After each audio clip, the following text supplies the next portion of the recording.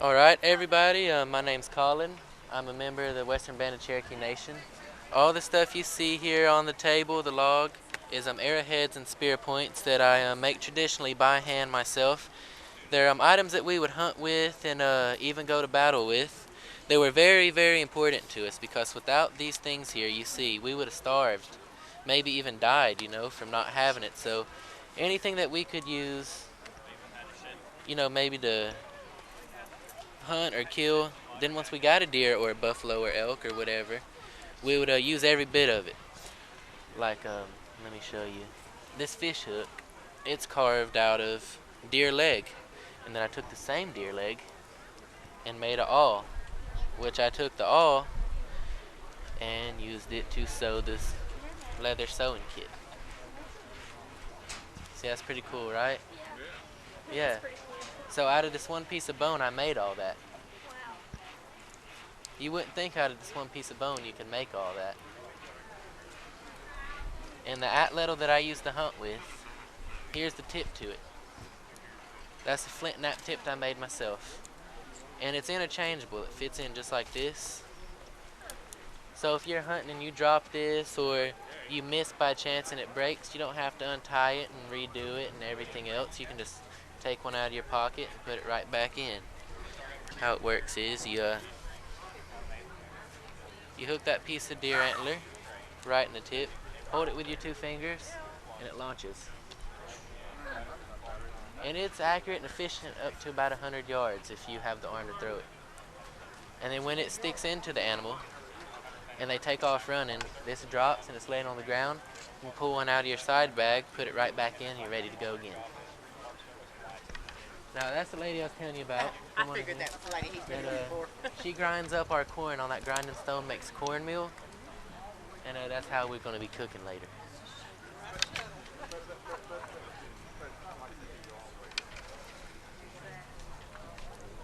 Anything else you want to tell us? No, that's what we got here. But if you do have any questions, just feel free to ask, and I'll be more than happy to answer them for you. Thank you. You're welcome. Good visit. Okay. Bezom leno enila sewine natu fele iti. Oh, forgive me. Do not speak the language of my fathers, Algonquin. What I said was, hello, I am Shawnee. I'm the great warrior Tall Tree. Now, that is Algonquin language that was spoken by the Shawnee, and unfortunately it's a dying language today. I portray a Euro-American adoptee of the Shawnee people. That means I was born of white parents. I was taken as a very young child by a war party who took me back to the Ohio country where I was adopted. When I was adopted, they plucked my hair, they pierced my nose, and they pierced my ears, putting earrings and nose rings in my nose and my ears. And so I grew up as a Shawnee. And this was common practice in the 18th century to take captives for adoption. There were many different reasons. One was for ransom.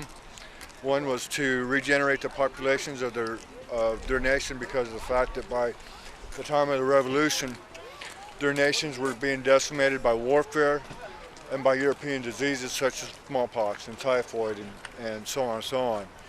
And the last reason was for sacrifice. Basically, what the Cherokee called blood law. The Shawnee people, for instance, when they would sacrifice, that there was a wrong or an insult done that apologies wouldn't do for, they would sacrifice a captive. And so I got lucky and was adopted. And everything I wear, including my nose rings, my earrings, is pretty correct to what Shawnee people would look like at this time, including a lot of my tattoos. My tattoos are marks of distinction, whether or not you're a warrior or had moved into the political arena after you were too old to be a warrior. And so, that's about it, I guess. Okay. Let's hear from Cherokee. Well, what I'm portraying is a shell-leggy warrior Cherokee, as you would say. And of course, we're in the boundary line of the Cherokee people, and in this time period, the Cherokee were selling off Kentucky. And later today and tomorrow, we're going to be portraying the discussion between a group of surveyors talking about it's the Treaty of Sycamore Shoals, where Judge Richard Henderson purchased what was Kentucky country for 10,000 pounds sterling from the Cherokee leaders over here at Sycamore Shoals or Bristol, Tennessee today. And what we're going to represent is we've run into them, and they're trying to convince us of the benefit of this treaty to us, which would be the trade goods and the material wealth that represents versus the land that we're giving up or giving up in a sense. Now, many of the people who are not at that treaty will not hold themselves responsible for that treaty agreement. So that was sort of a rule of thumb. It's only with the people that were there. So once that treaty is signed, Kentucky was actually claimed by other tribes as hunting ground as well. So Henderson took a big risk doing this, and the Cherokee people took a big risk as well, giving it up. This was winter hunting ground, very rich land. The bluegrass of Kentucky was known to be some of the richest hunting ground in the world. So we're here portraying that, and as everything I've got on is typical, from the match coat to the red British top coat, the wool leggings. By this point, the Cherokee are very in the Euro material culture world in terms of everything they wore and everything they handled, weaponry and such, and being British allies since way before the French and Indian War. Obviously, we've got that material relationship with them, and that will carry on into the American Revolution to the Cherokees' demise, almost siding with the British. So, that's it. Okay, thank All you right. very much. My name's Ernest Grant, otherwise known at home in Cherokee, North Carolina as Beaver. I'm Cherokee. My father's Cherokee, Eastern Cherokee. I'm also Navajo, born from the Navajo people, the Dene. And what I'm showing here is the usage of beads. I'm a beader, and I sew, make clothes, so I'm an artist in that textile. What I have here are bandolier bags, Cherokee bandolier bags. It's a reviving art coming back to the Cherokee people. The bags were carried by the men, and the men made the bags primarily for themselves. And we decorated them with shell beads before we had the use of glass beads. And the shell beads are, what we have here are saltwater shells. And we had a relationship with tribes along the shore. And what we done with these shells is we made crafted beads out of them. You could only get 2 to 3 beads out of a shell. So it took a lot of effort to get the bead. So a person that had a lot of adornment with these beads meant that they were a person of high standing in their group. And the tribes, along with the Cherokee people, we made belts out of these. And these belts had a lot of they were philosophy, a way to live with each other. Peace belts, in a nutshell, is what they meant, how to live with each other. One person was given the task, the responsibility of knowing what that belt meant to those people. And once a year, he would recite this to the people. And they would know how to live according to the belt. And that was a relationship that we had with other tribes, Iroquois, the Algonquin tribes. And so this is what the shell here represents to us. It has a lot of meaning to us. And when the first colonists came over, they seen how we had a lot of influence with the shell, the bead. And so that became our first form of trading, of currency. So they traded with us for their materials, and for the bead, that was how the currency wampum the term wampum came to be. And so that's what I do if you want to look at it. And the skin that I have on there is elk hide, naturally tanned elk hide, and some deer hide also. And then later, after glass beads came, we kind of adorned our bags with glass beads. And the eastern tribes, our designs are much different than the western. You can usually tell by the design of a tribe what kind of design and colors they use. Cherokee people, we did not really use a lot of bright colors. We were mostly adorning ourselves with feathers, and but the bag did have some colors and adornment on it. Okay, Alrighty? Okay, yeah, good. All right, well, my name is Luke Mason. I live in Richmond, Kentucky right now. I'm a college student, and I guess for not just for like a hobby, but also the field I'm going into, I'm trying to be a park ranger. And this is basically what I do in forms of interpretation. I do historical interpretation, either being between 1740 till about 1840, and really do like Cherokee interpretation. Part of my family is from South Middle Tennessee, around the Franklin County area, and my mother's white, she's from Indiana. So I have to do my interpretation from the perspective of someone who is mixed. So whenever I talk about my background, I have to mention people who I'm descended from. So I had a family that fought with General George Rogers Clark in the American Revolution. So I mentioned that. I'll also mention how my family fought in the Civil War for the Confederacy. So within my family, we have a long line within serving this country and also helping build the country. So whenever I do lessons at parks, when I used to work for Tennessee State Parks for the past 2 years, I'd always resort to that because it's in my DNA to understand and want to teach, because I come from a family of teachers. My mother's a teacher. So this comes, let's say, somewhat naturally to me. I am by no means an expert on anything that I do. As of about 2 years ago, I started making war clubs. I learned from a friend of mine, his name's Corey Boys, and he's really good at making war clubs, and he's making them for a long time.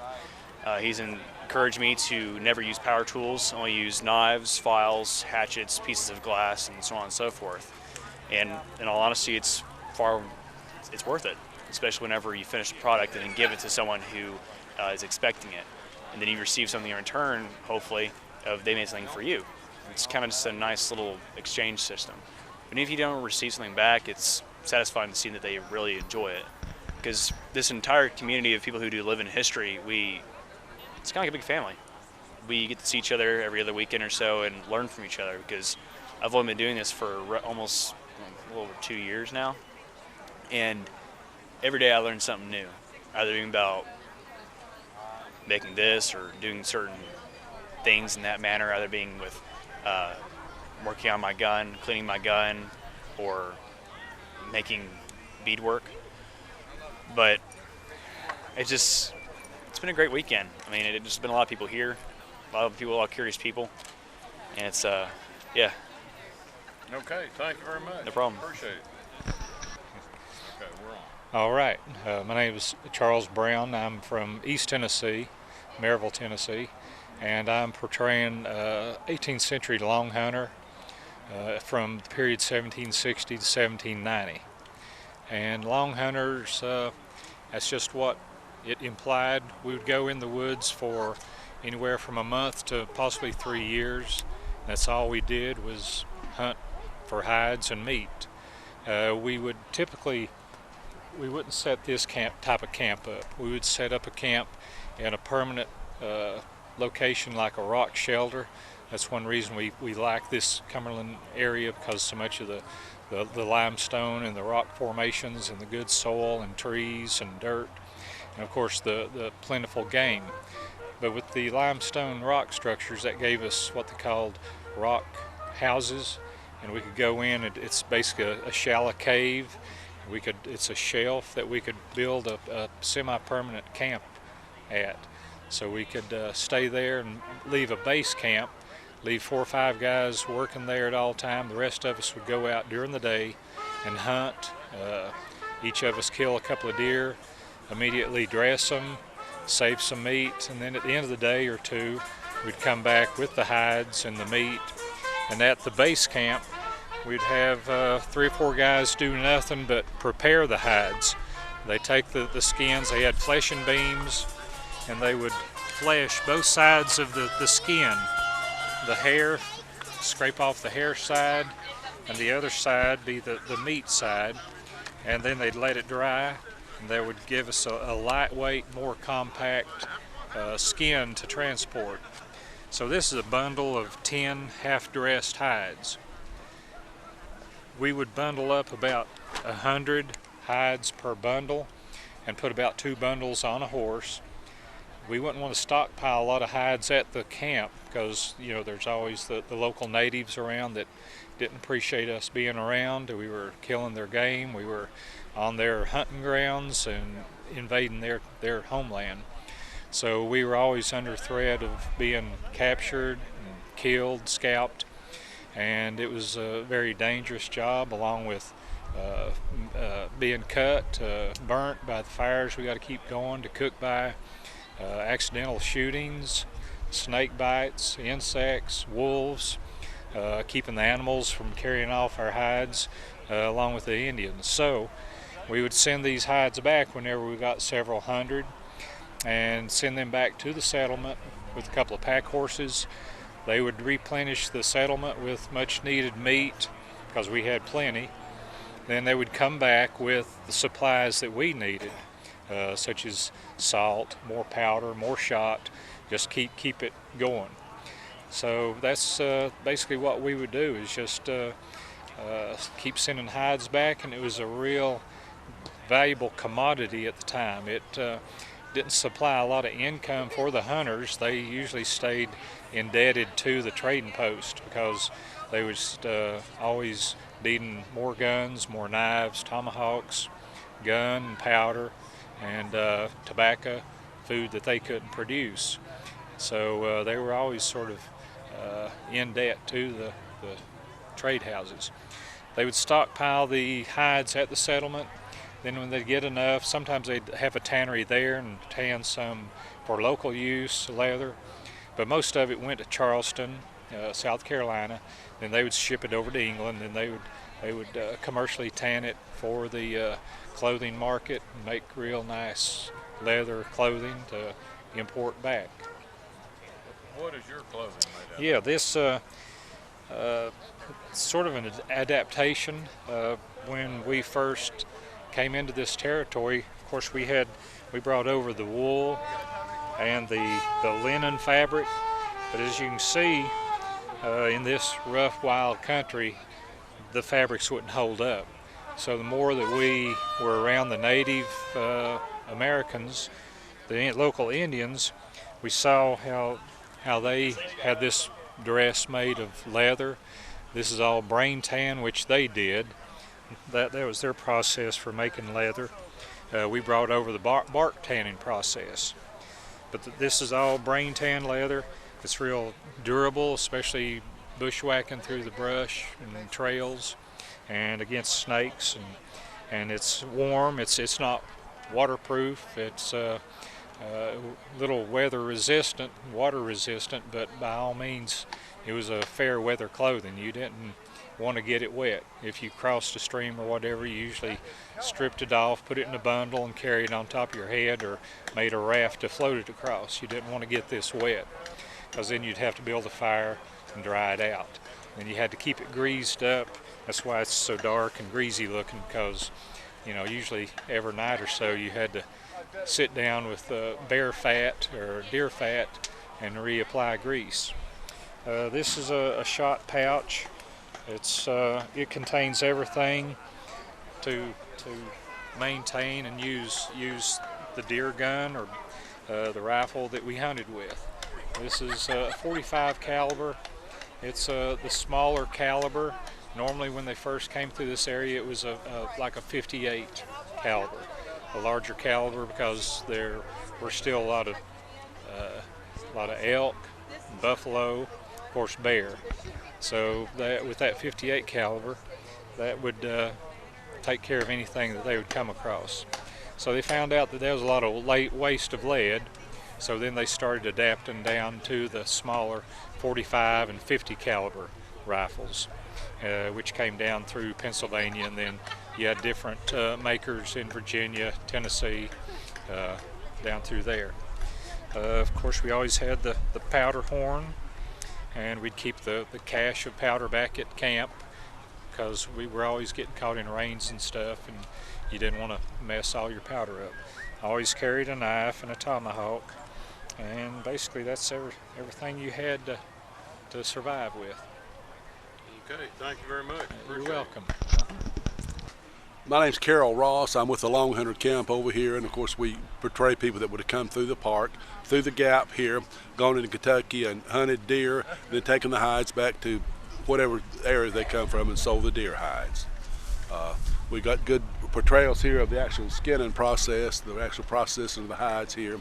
You've got a stack of hides that's already been processed there. That's how they would haul them on horseback or with pack horses across the mountain. and I just sort of hang out in camp and do what people ask me. Okay. Well, where'd you learn to play like that? Well, this is a folk instrument. It's called a whistle. They'll call them penny whistles. It's got the same fingering as a fife, but it's played this way rather than a traverse blower there. And I just do a lot of folk music, so I like to play it. So. Would you like to hear a tune? Okay, let's play one.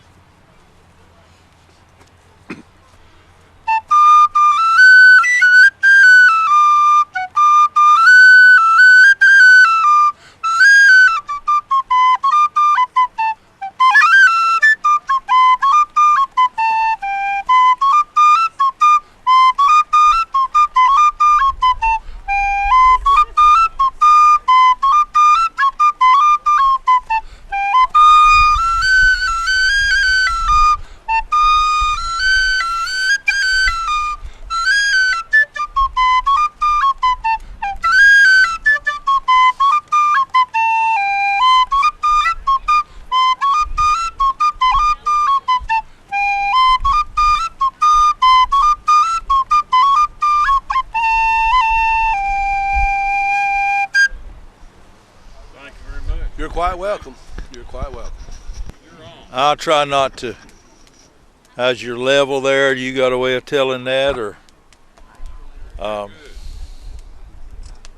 Yeah, the other fellows up there would have been just in a trapping party, but a bigger, what they call the groups that went out and came through that gap up there and went into this country. The original ones came in primarily to get skins and hunt and explore. They didn't know what they were running into, and people been coming by talking about these buffalo back here, but they called them wild cows. And wild cows were very prevalent in this country in those days. So were elk, and so were deer, of course. But boone and skags and those different groups that came in here were primarily coming in to hunt, kill white-tailed deer for their skins. We'll be putting a hide on a frame up here in a few minutes. You'll want to back up and go up there and get it. You got fleshing boards and beams over there. I'm cooking the back end of him there, and the hide we scraped earlier, and he's getting ready to put it on a frame up there. But they killed deer for the skins that they carried back, and they baled them. You saw the way they had them flattened out. And they would come and hunt for sometimes a year or maybe even more. So we try to preserve that heritage a little bit. Most people don't realize, what this old country had to go through to get where it is today. And now, where are you from? I'm from over south of Bowling Green, Kentucky, Russellville. Outside of Russellville, in a little place called Homer. That was a spring that the Indians had lived on, then people moved there and lived there for quite a while. Found a lot of peace and quiet there.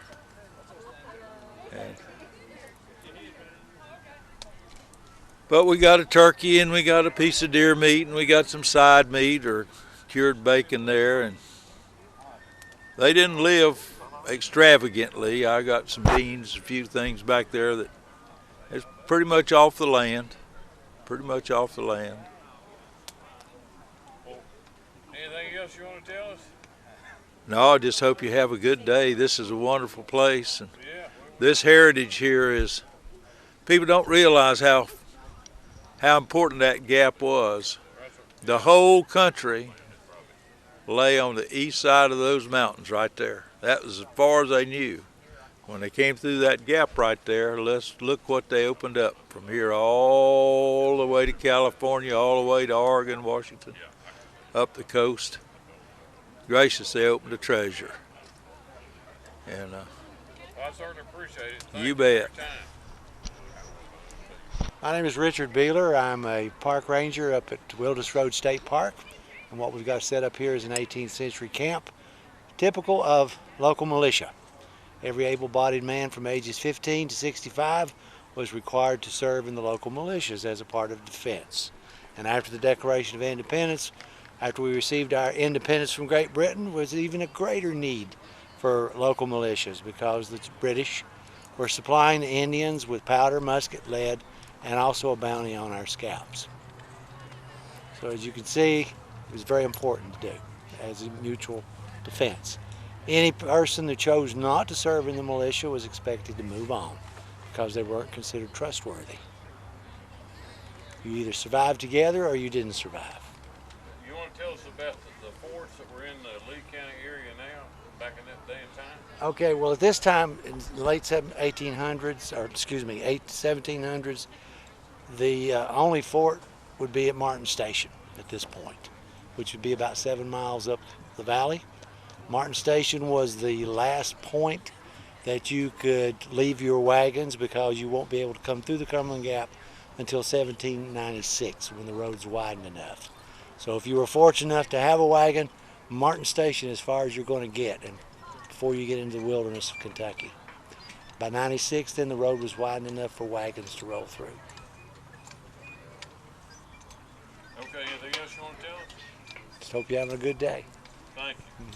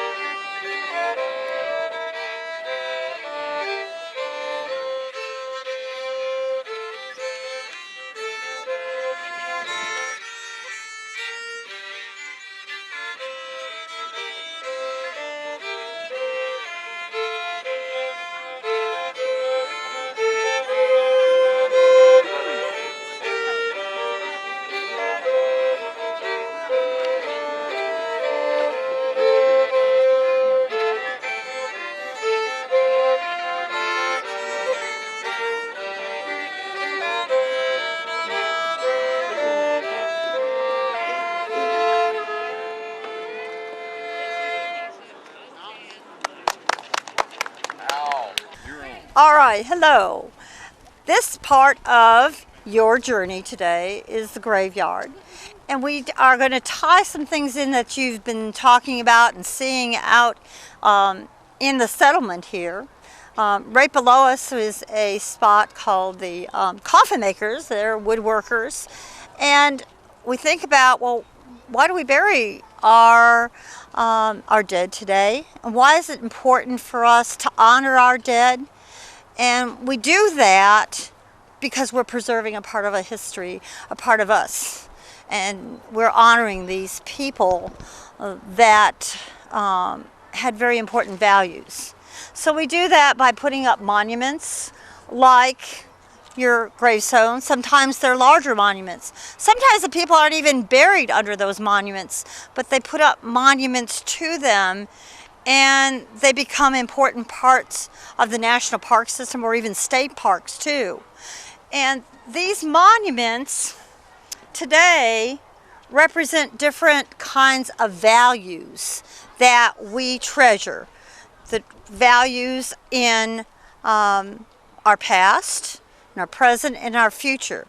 So as you walked around in the encampment today, you saw different kinds of values like patriotism and hard work.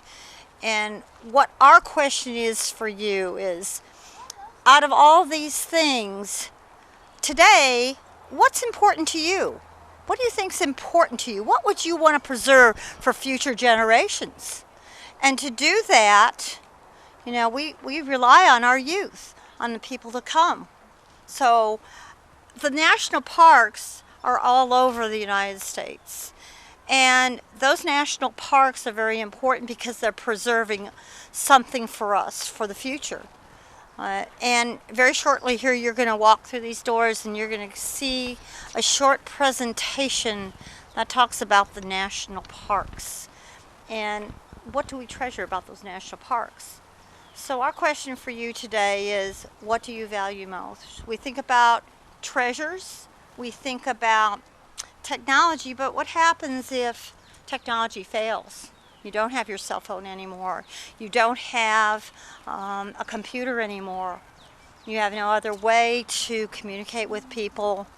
You have to learn to deal with people one-to-one. Maybe you don't have money anymore. How did these people survive?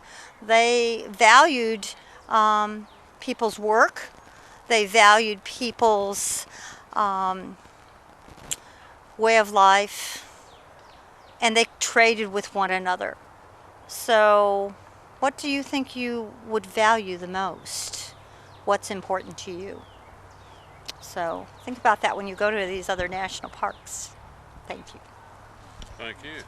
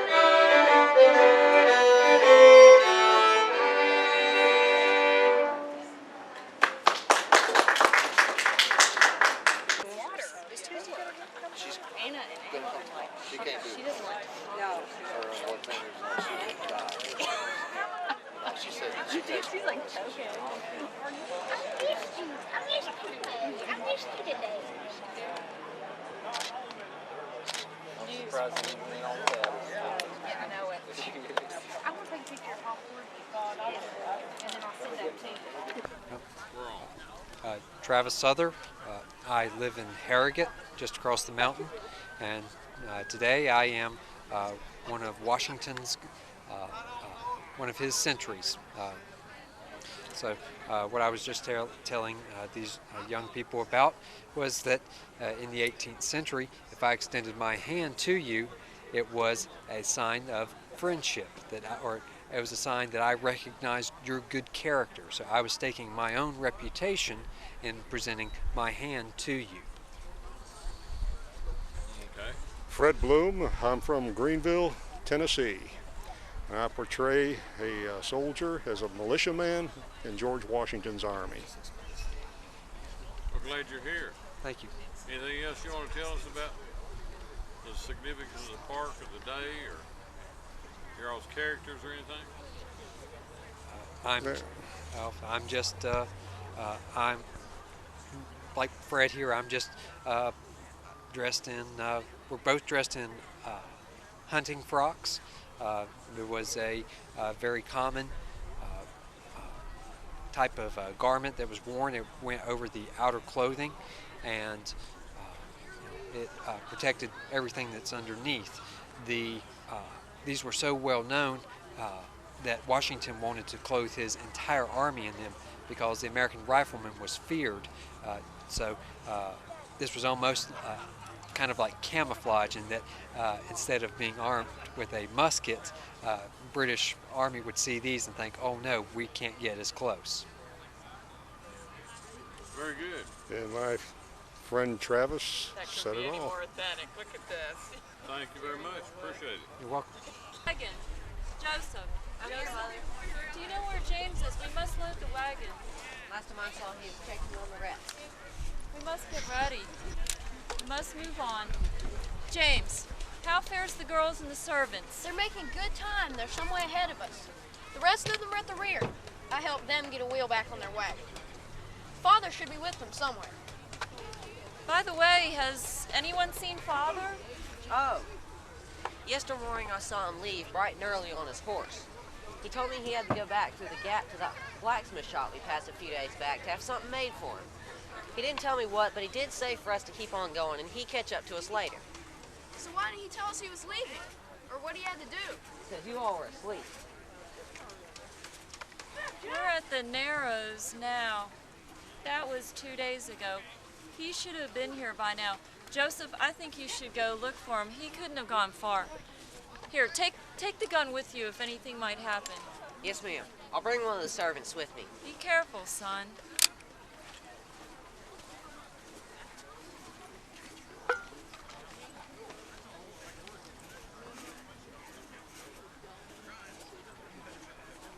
Mother, tell us a story. Like how you came here, or what happened before you were born. Well, boys, I was born in Cork, Ireland. Went to school when I was your age. When I was quite grown up, though, I left the old country to help my uncle, Michael O'Brien, in the Montgomery County, Maryland region. His wife had died, and he needed me to care for his 4 wee children for him. The war for our independence had ended, and that's when I met your father. He fought bravely in the war and then moved back to his hometown. We married just a year later. Your sister Ruth was born shortly after. You all were born in Maryland before we moved here. And then in 1803 we left Maryland so that your father could visit his relatives and friends. Walter, you were just 4. We lived at Joseph's place of birth for a few years, and then one day your father came home and said to pack up. We were moving to Kentuck. He'd had a talk with his brother, John, the night before, and I think that must have put the idea in his head. So well, you remember the rest. Joseph, have you found him? Is he all right? What is it, son? What's wrong? Father's dead. What? No. He was killed.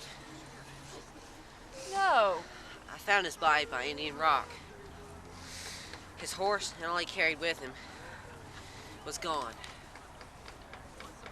We must go tell the girls. No. Walter, don't tell them, or anyone else. They don't need to know. Mother, I buried him there. By that rock. We must find the people who did this. No, we're not safe here. We need to turn around and go back. No! We need to find those people. What are they? No. All of us and our possessions can be overtaken, and we could be killed as well. Wait. We can't turn back. Father would have wanted us to keep on going. He wanted us to come here. If we go back, we do him a disservice.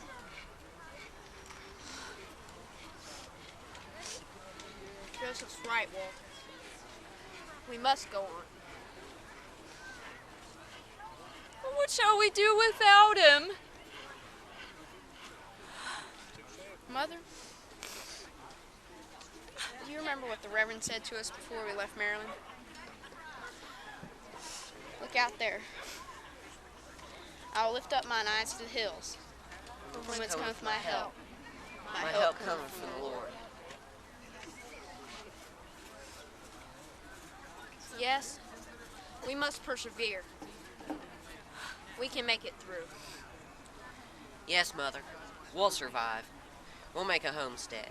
It will thrive there, and we will prosper, with our faith always in God, who is with us. Sons, let us move onward.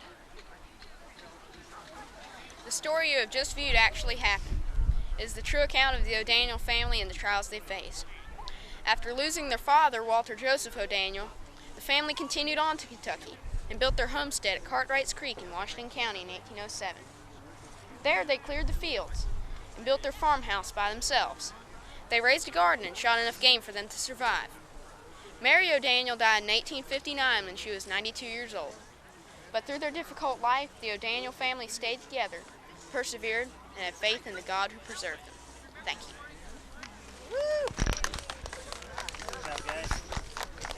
Do you know why? So they could work together? So they could work together, which they had a hard time doing. But they all brought different ideas in, and I wasn't interested in people who agreed with my ideas. Otherwise, I don't need them. But that's the way you do it today. You get people who agree with your ideas. But my thinking was, I needed people who don't think the way I do. And they're bringing in different views. So I brought them all in together to work together. And even though they didn't like one another, they all wanted to be on my cabinet so they could advise me and maybe influence me to think the way they were thinking. But that's what I wanted. I wanted them to come in and tell me what their thoughts were on the different issues. And then I could make what we'd call an educated decision. Because I'd have all the different points of view, and I would have to weigh what looked like the best. And sometimes I wouldn't be able to decide. I'd have two different views maybe that I couldn't decide. Then I would ask them to write out a complete explanation as to why that was their view, and I would read and study what they wrote, and then I would make a decision. It's called being prudent. A person who is prudent doesn't act right away on things, gets a lot of information in first before you make a decision. That's a good point to remember in life, don't you think? Especially when you have to make an important decision, you need to be prudent. Even like before I got married, I weighed all the pluses and minuses of marrying this Martha Custis person. Here are the good things I see about her. Here are the things that maybe I need to be concerned about. Fortunately, with her, everything was on the good side. Yeah, she was pretty good, wasn't she? So that's called being prudent. That's why the marriage lasted until I died 41 years later. So I never thought about divorcing Mrs. Washington, nor did she think about it, because I knew she was the best person, because I was a prudent person. And during the war, now tomorrow there's going to be a lot of children here, so I'm going to be talking about virtue, what it means to be a good citizen. Prudence is one of the virtues. You should practice prudence. So I want you to practice that before you make decisions on things. Think about it, weigh it, get as much information as you can before you do it. Then you're on the road to being a good citizen as well as a good person. And another virtue is called fortitude. Now this war lasted 8.5 years. A lot of people quit before that 8.5 years because it was not an easy thing. But I had what's called fortitude. That is, because I was prudent, I weighed the idea about going to war with the mother country, and I finally came to the conclusion it was the only good choice that we had. It wasn't a good one in the sense it was a good idea. It was the only one that made sense. And so I stuck with it even when things looked very bad. That's called fortitude. Once you've made the right decision, you never give up. You stick with it. There are a total of 7 virtues. Another one's called justice. Another one's called humility. You know what humility is? That's when you don't think you're the greatest. You think there's other people. Like I didn't want to be president because I told them there were better people. That's humility. But they all knew there was nobody better than me. It's just that if you're a humble person, you don't think you're the best. It's other people who think that. And so I had what was called humility. Sometimes people write to me and tell me what a great job I did as Commander-in-Chief, what a great job I did as President, and I would write back to them telling them it wasn't me. I was just an instrument of God. And it was God that deserved the credit. I just happened to be there and said, you're the one. but I couldn't have done it without the influence of heaven. That's humility. Recognizing you're not the greatest. Everybody just thinks you are. So,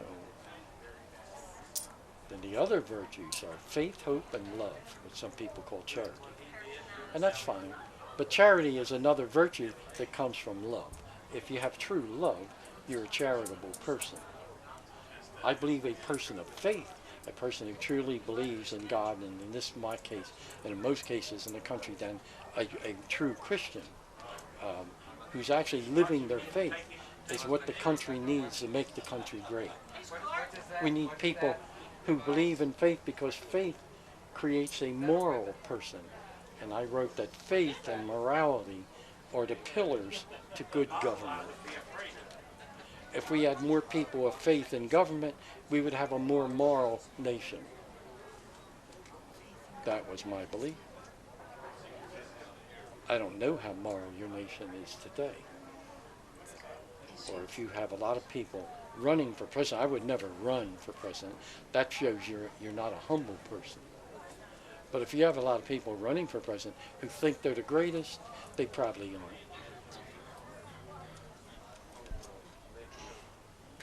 A great person doesn't have to say they're great. That's right. Do you want to ask any more questions?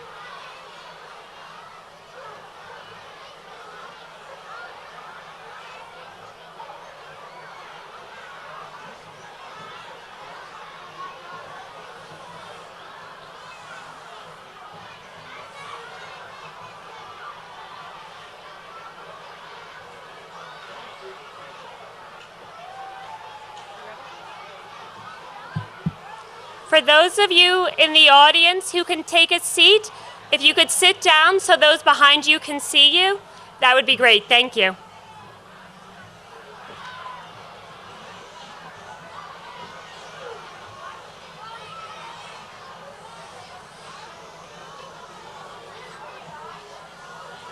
Wait, what? Okay. Please join the Pledge of Allegiance.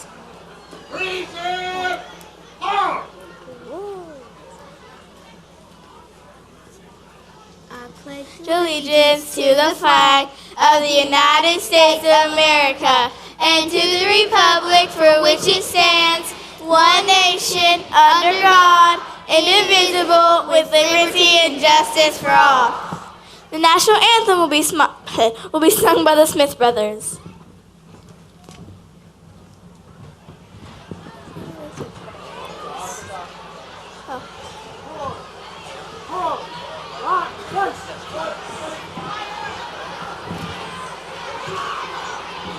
Please stand up.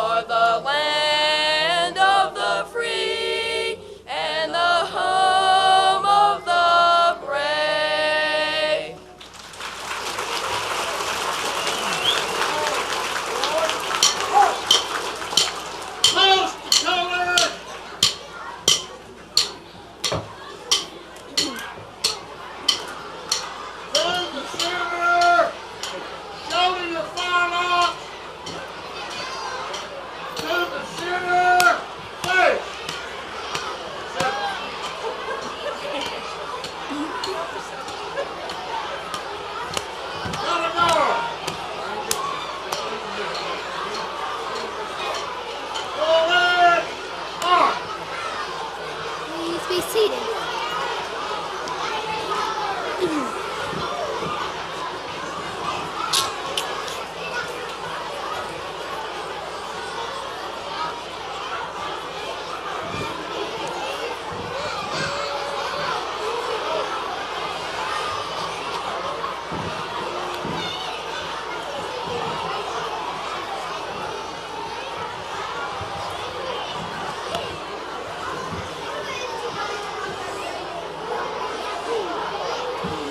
Please join me in thanking the Over Mountain Victory Trail Association and the Smith Brothers.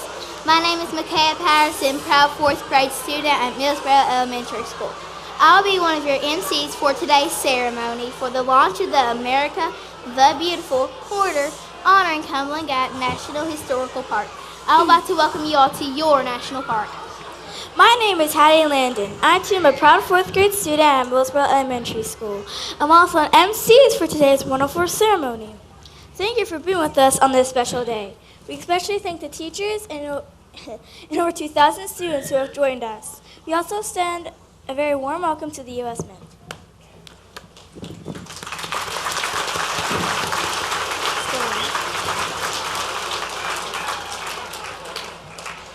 Please join me in welcoming Congressman Hal Rogers. He has been serving Kentucky's 5th congressional district since 1981.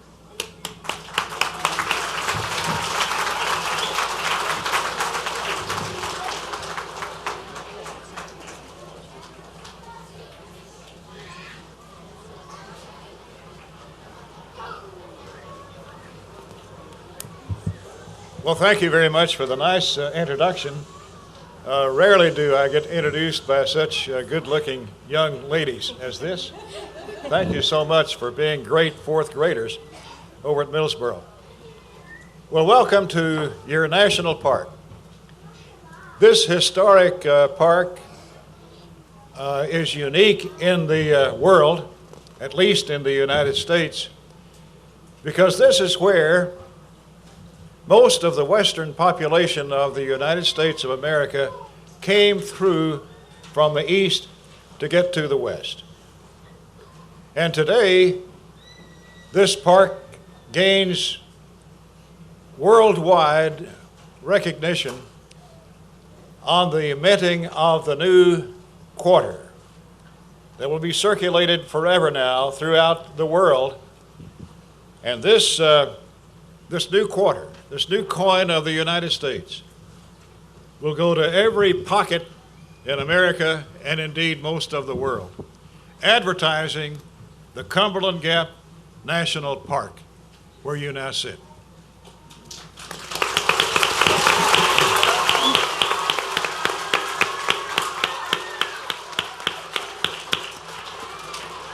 This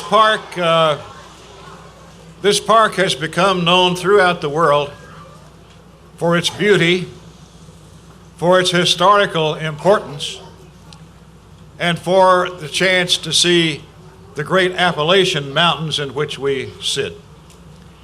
Let me ask you youngsters a question here. What if this morning your parents woke you up and said, "Get ready, we're going to leave all of our toys at home, all of your clothes. We're going to leave your home here, and we're going to get on a wagon pulled by horses and go across these mountains into the complete unknown, never to come back to what you now call home." What if they did that to you? Well, that's what happened.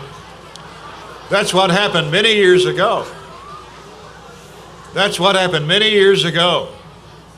People in Virginia and on the eastern coast of the United States packed up everything they owned, put it on a horse-drawn wagon, tried to cross these mountains to get to some unknown place west of here, under attack by Native Americans all the way through, trying to find food by hunting and killing animals, or other ways of finding food, not knowing where the next meal was coming from. They braved the elements in the dead of winter.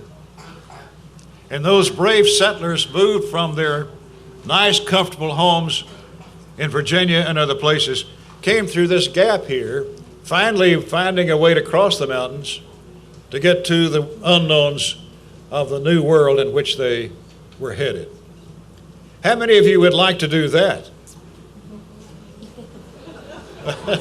Oh, you would? Wow. Wow. Well, that's what this park is all about. This is where Daniel Boone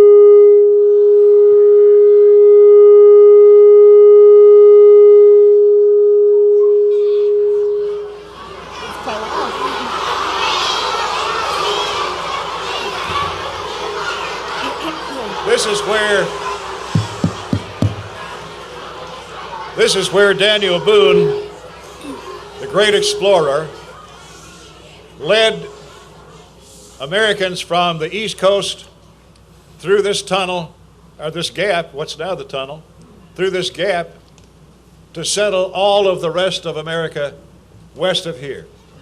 They were the settlers. They were the explorers. They were the patriots. They were brave and family-oriented people. And out of that great travail that they went through trying to cross these mountains, they made it west and settled what's now the rest of Kentucky, Missouri, and on farther west to the west coast. Now you travel through the gap, not across the mountain like they had to, but through these great twin tunnels that connect Kentucky, Tennessee, and Virginia that many of you in this room helped us dig some 20 or 25 years ago. Now that great tunnel transports you across what was then called Massacre Mountain, the old US 25E that crossed what then was the old Daniel Boone Trail, the Wilderness Road. It's historic, and I want you to learn about your state, Virginia, Tennessee, Kentucky, and the others, because this is where we all sort of come together. And it's a great pleasure being with you, and I especially want to thank our youngsters who are here. Thank you for coming, and thank you teachers, counselors, school officials for bringing this sea of students here from across the entire region. So, from here on out, and one of these days they'll be digging around in the dust piles of history, and they will find coins, and they will wonder, what is it about Cumberland Gap, they will say. And then they will read about this wonderful place that we call home. So congratulations to the National Park Service, to the U.S. Mint, and all the officials associated with this great day. And thank you, and Godspeed to you.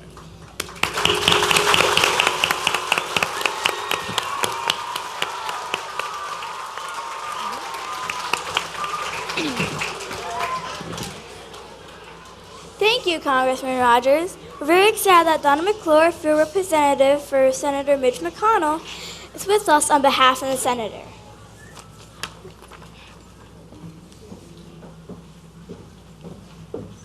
Thank you. Senator McConnell was unable to be here today, and he has sent a letter and a flag flown over the Capitol in honor of today's celebration. The letter reads, Dear Superintendent Jacobs, I would like to applaud the Cumberland Gap National Historical Park for being selected to appear on the 32nd quarter in the America the Beautiful Quarter program. The Cumberland Gap is one of Kentucky's top tourist attractions, and this recognition helps highlight the historical, cultural, and natural appeal many of its visitors have enjoyed. Like you, I value the importance of this park and have had a long-standing interest in protecting this national treasure. I was proud to lead the efforts that expanded the boundaries of Cumberland Gap National Historical Park to include Fern Lake and the surrounding watershed. I also helped secure a National Park Service Technical Assistance Grant for Middlesboro to improve infrastructure to the Cumberland Gap National Historical Park. Congratulations again, and best wishes in the future. And I have a flag that was flown over the United States Capitol, and it's my honor and privilege to present this flag today to the National Park Service Deputy Director, Peggy Odell, in honor of today's celebration.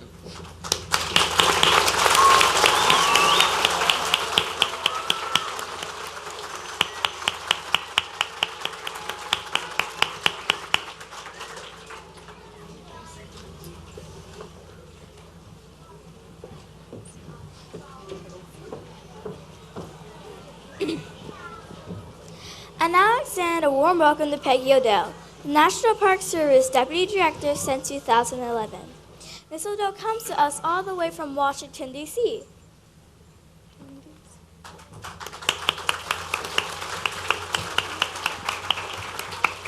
Good morning, Kentucky. What a great day for Kentucky. Thank you all for being here, and I offer my congratulations to the National Mint for their great choice of Cumberland Gap to be on the Kentucky Quarter.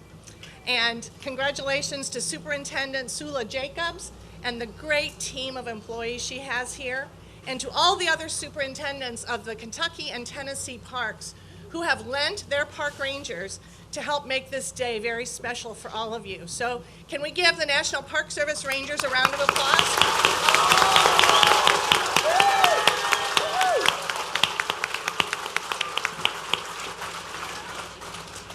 So, did you guys know that Cumberland Gap was a National Historical Park and part of the National Park Service? Yes, did you know? Yay, that's good. And you know, today is a very special day, not just because of the quarter, but because this is the year of the centennial of the entire National Park Service. The National Park Service is 100 years old this year. And so we are throwing big birthday parties all across the country in all of our national parks. And this is Cumberland Gap's birthday celebration. And look at this great class down here with their birthday hats on. Congratulations, you guys. Good job.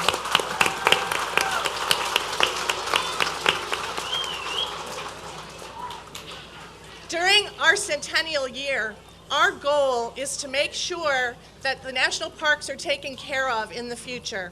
And that means we need to have young people who value their national parks and they understand why it's important to their community. So we have invited the entire school system of Kentucky here today, apparently, and you all came. So to the young people in this audience, I hope that after today's experience, after you hear all about the wonderful ways that Cumberland Gap has contributed to American history, that you will remember that this is a national park and that when you grow up and you're adults, that you're going to have to take care of this place. So someday, I hope that some of you are standing out here in your ranger uniforms, helping the next generation of students learn all about Cumberland Gap. So thanks for being here today. It is my absolute privilege to be representing the Director of the National Park Service, John Jarvis, and I am so happy to see so many young people learning about their national parks and caring for them for the future. I hope you all have a wonderful day, and I think I would be very remiss if I didn't ask you to recognize the great job that Hattie and Micaiah are doing this morning. Woo! Good job, girls.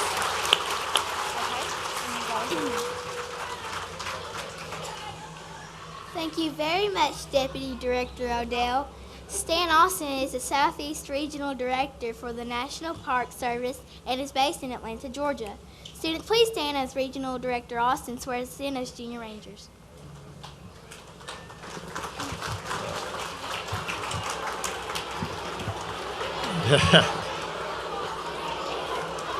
Good morning, future Junior Park Rangers. How many have your badges on?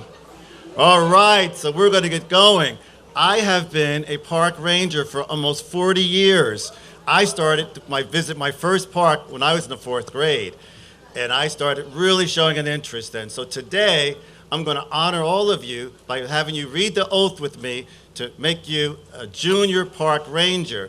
And I think Miss Odell just said to you, this is the future. So one day, you're going to bring your children back to a national park and say, you became a junior park ranger, and Stan Austin sworn you in. So I'm going to have you follow me, and all of you are going to follow the words that I say officially.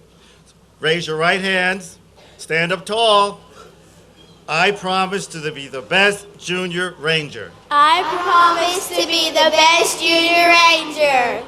When I see trash along the trails, when I visit a national park, I will pick it up and throw it away and let others know this is what you're doing to keep the parks clean. No. When I see trash on the trail at the national park, I will pick it up and throw it away and show people what I am doing. Perfect. Perfect. I will also take care of the plants and animals when I visit a national park. I will also take care of the plants and animals at the national park. I promise to tell my friends and family about the national parks I visit and all about the parks. I will promise to tell my friends and family about the park when I visit the national park. Service. So I am now a park ranger, junior park ranger. I am now a park junior ranger. I am now a junior park ranger. Congratulations. Wow. All right. Thank you.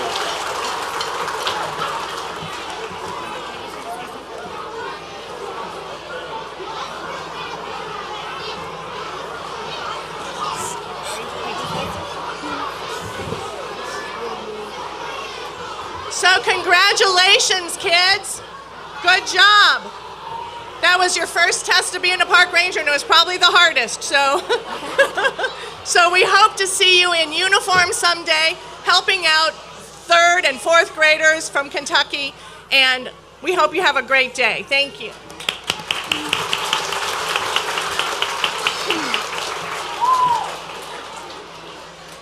I am so proud to be a junior ranger. I'm also very proud to welcome Mr. Mark Landry, plant manager of the United States Mint at Philadelphia, the largest coin factory in the world.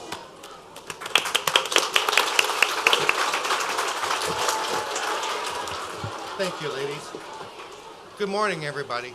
I'm honored and excited to be here to introduce the Cumberland Gap National Historical Park Quarter. I have special ties to the area. My mother-in-law was born in Pineville, and my father-in-law was born in Lake City, just down the road. I also have 4 sons and 1 daughter that are all junior park rangers. Looking out at all these new junior rangers, it gives me great hope for the future that you have all pledged to help take care of our national parks. Congressman Rogers, Deputy Director Odell, thank you for joining us on this historic occasion. We are also lucky to have with us 2 important members of the coin collecting community. A member of the Citizens Coin Advisory Committee, Michael Moran of Lexington, Kentucky, and the President of the American Numismatic Association, Mr. Jeff Garrett. The Citizens Coin Advisory Committee is a federally chartered group of talented, artistic individuals that review all of our coin designs. The American Numismatic Association is a group that supports the coin collecting hobby and numismatics. Thank you, gentlemen, for being here and helping us celebrate this momentous occasion we celebrate today.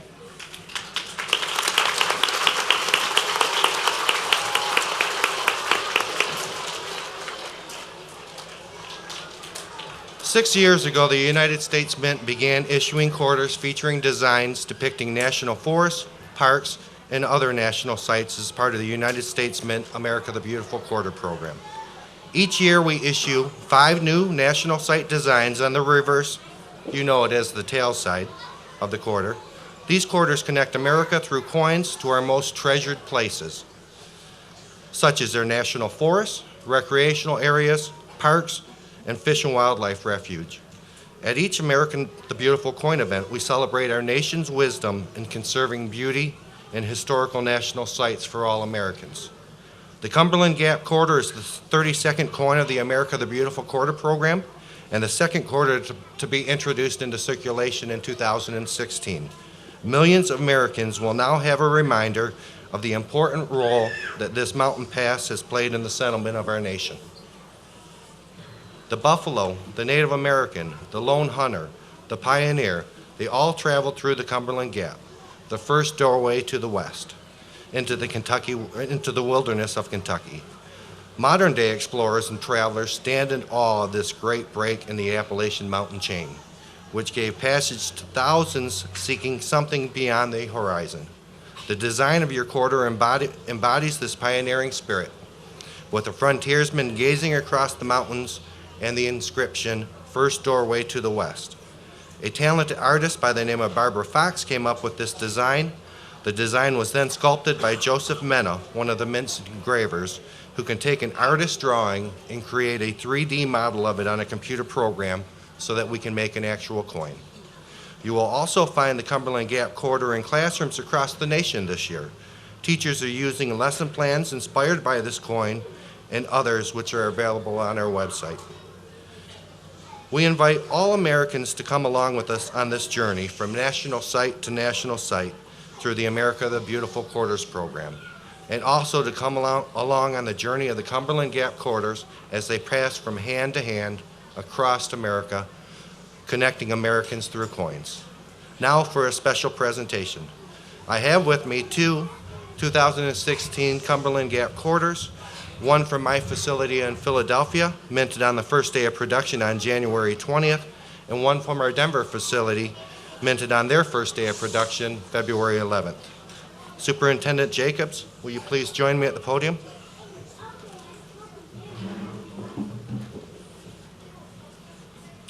I am pleased to present these two America the Beautiful Quarters from our first day of production to the men and women of the national parks. Thank you very much.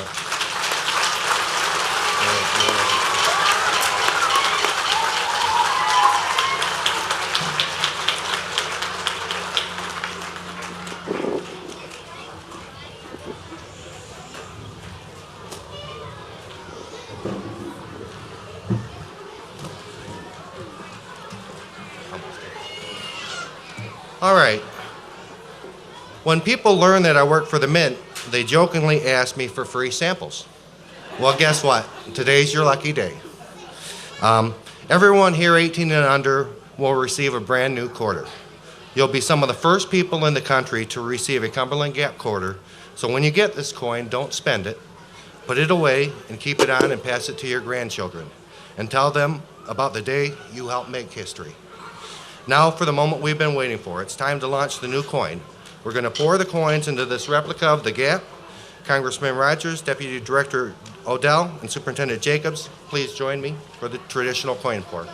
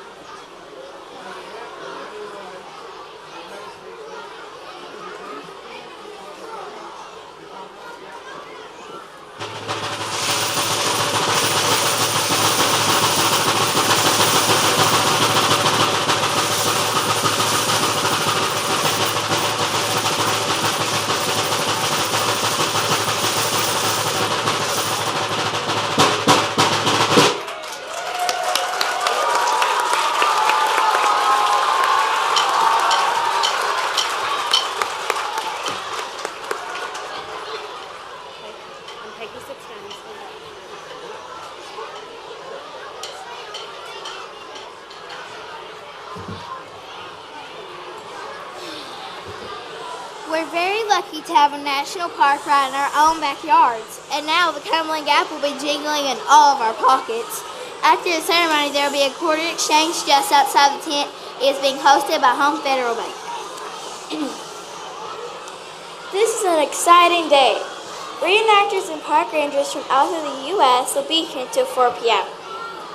Kindergarten and second graders from Millsboro Elementary and those kids who are not with school groups, please remain seated after the ceremony. Park and U.S. Mint staff will come to you and give you your quarter.